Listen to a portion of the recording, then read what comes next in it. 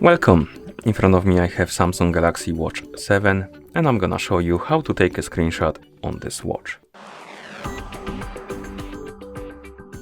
First we need to wake up the screen on our watch, and you can do it by pressing the home button. Now we need to go to the screen we want to capture. For example, I'm gonna open...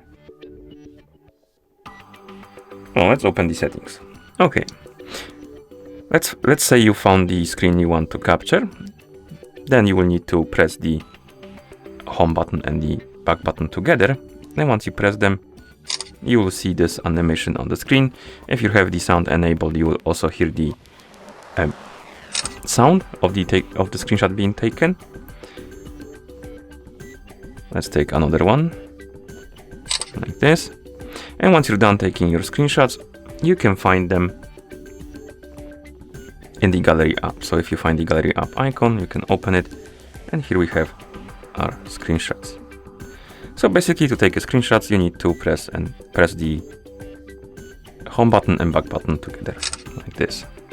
Okay, and that's how you take a screenshot on this watch. Thank you for watching. If you found this video helpful, please consider subscribing to our channel and leaving a like on the video.